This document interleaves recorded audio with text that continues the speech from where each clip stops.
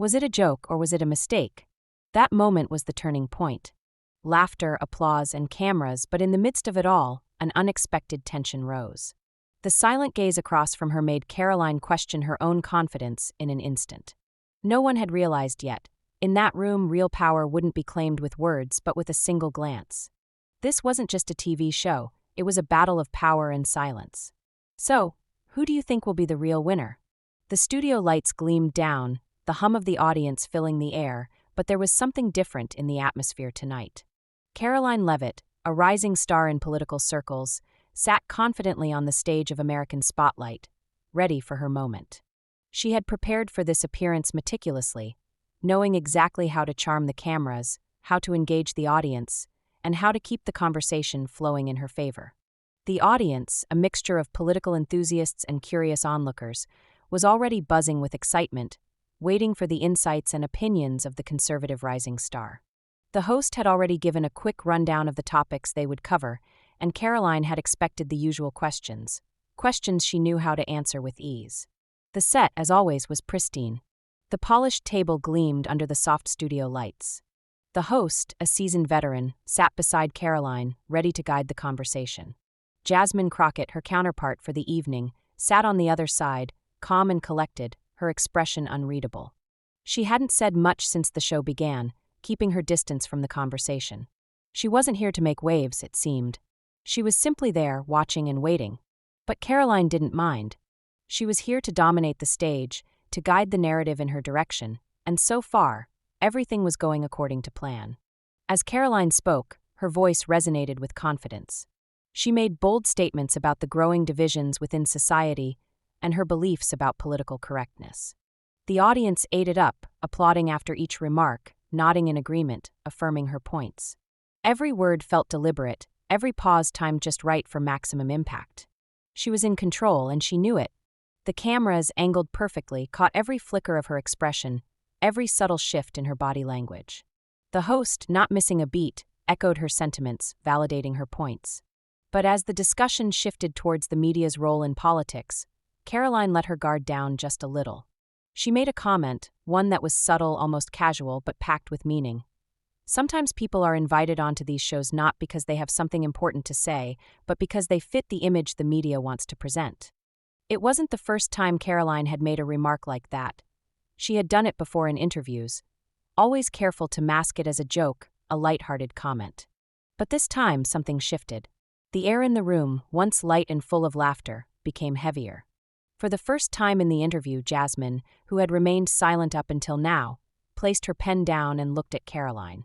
It was a small gesture, but one that didn't go unnoticed. Karoline, confident that her comment had landed as a joke, laughed. But this time, the laughter didn't echo in the studio. The room fell silent, a subtle tension creeping in. No one was angry, at least not outwardly, but something had shifted. The audience's reaction was different, more subdued. Karoline glanced at Jasmine, searching for a response, but Jasmine remained silent, her eyes locked somewhere off-screen, distant and unfocused. Karoline could feel the shift, the subtle tension, but she didn't fully understand what had happened. The host, sensing the change, hesitated. The script no longer felt as tight. The conversation had taken a turn no one had expected. Karoline, trying to regain control, laughed it off, but her smile didn't reach her eyes this time. She had thrown out a remark she thought was harmless, but the air in the room had thickened. It was as if everyone, for a split second, realized something had gone unspoken. The camera zoomed in slightly, catching the subtle shift in Karoline's expression. She was no longer in control of the room the way she had been moments ago. There was a quiet weight in the air now, an unease that couldn't be ignored. Jasmine, sitting still as ever, seemed almost untouchable. Her silence wasn't defensive, it was deliberate, calculated. She wasn't playing by the rules Karoline had set. And for the first time, Karoline wasn't sure how to react. As the conversation continued, Karoline tried to move past the moment, but it was clear the energy in the room had changed. The subtle power shift was palpable, and Jasmine, with her quiet strength, wasn't going to let Karoline steer the conversation back into familiar territory. And then, without warning, Jasmine broke her silence. "My father is sitting in this room today," she said, her voice steady but carrying the weight of years of unspoken history. The studio froze. The cameras cut to the third row. There, sitting motionless, was a man, an older figure, his hands folded calmly in his lap, his gaze unwavering. Karoline's smile faltered for a split second, but she quickly recovered, unsure of what to make of this sudden revelation. The silence in the room grew deeper, thicker. In that instant, everything changed. The atmosphere had shifted from one of certainty to one of uncertainty. Karoline's confident smile was now gone, replaced by a subtle unease that she couldn't quite shake off. She looked down at the table, trying to steady herself, but the silence in the room was deafening. Jasmine had spoken, but it wasn't just her words that carried weight. It was the sheer presence of her father in the room. The man sitting quietly in the third row, who hadn't made a sound, had shifted the entire conversation. For the first time, Karoline realized that her carefully constructed narrative was crumbling, but she wasn't sure how to regain control. Karoline leaned forward, attempting to keep her composure, but she couldn't help but glance back at Jasmine, who was still looking at her father, her eyes locked in a gaze that seemed both intimate and distant. Karoline cleared her throat, trying to brush off the moment, but it wasn't working. The air had thickened, and the audience, once so eager to cheer her on, now seemed more contemplative. The usual applause after her remarks didn't come. Instead, there was a heavy silence that seemed to envelop the room. The host, sensing the change, fumbled for the next question, trying to get things back on track. But it was clear that the flow of the conversation had changed. Karoline had been in control up until now, but that control was slipping through her fingers. She had gone from dominating the stage to feeling like an outsider in her own narrative. For the first time, she wasn't the star of the show, Jasmine was. Jasmine's father remained motionless, but his presence loomed large. His silence was a powerful force that made everyone pause and reconsider the words they had just heard. Karoline could feel the weight of his gaze, even though she had yet to fully acknowledge it.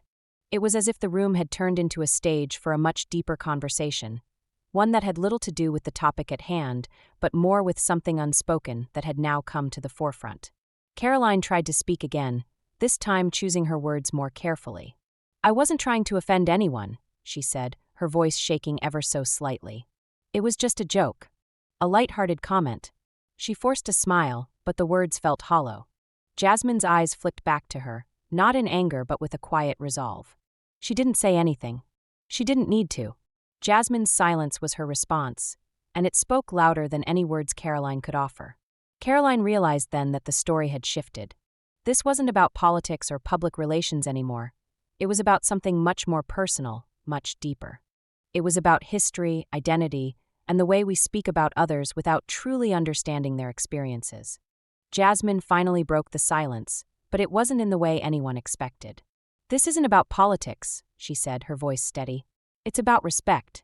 It's about recognizing that the words we say have weight, and sometimes they carry with them the hurt of generations." She turned to the audience, her gaze soft but unwavering. "My father sat in this room today, and for him, this isn't a joke. It's a wound that never fully healed." Karoline felt the sting of those words, but she couldn't speak. She had tried to make a point, to be clever, but now she understood, or at least began to understand, the depth of the silence in the room. It wasn't that she had offended one person, it was that she had failed to see the bigger picture. And now, in the face of Jasmine's calm, unflinching strength, Karoline's words felt weak, almost insignificant. As Jasmine spoke, Karoline's gaze drifted once more to the man in the third row.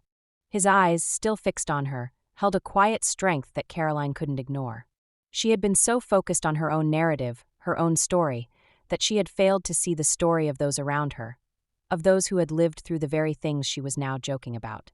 In that moment, Karoline realized that sometimes silence was more powerful than words, and that sometimes it was not about winning the argument, but about acknowledging the unspoken truths that lie beneath the surface. The tension in the room lingered long after Jasmine finished speaking. Karoline, once the star of the conversation, now found herself adrift in a sea of uncomfortable silence. The host, trying to regain control, stumbled over his words, but it was clear. The direction of the show had shifted. No one was paying attention to the host anymore. The cameras, the microphones, the lights, they had all become irrelevant. What mattered now was the unspoken truth hanging in the air. Karoline had made her point, but Jasmine's presence, her calm yet powerful words, had taken the narrative away from her. And as Jasmine's father sat quietly in the third row, his stillness became the loudest thing in the room. Karoline finally broke the silence, but it wasn't the confident remark she had intended. Instead, she nodded faintly, acknowledging that something had shifted in the air, something she couldn't ignore. The audience, too, had felt it. No applause, no cheers, just quiet contemplation. Jasmine's story was no longer just about politics. It had become a deeper reflection on respect, identity, and the power of silence. As the show wrapped up, everyone in that room understood. This wasn't just a talk show. It was a moment that would make them all think differently. And it all began with one man, one woman, and the silence between them.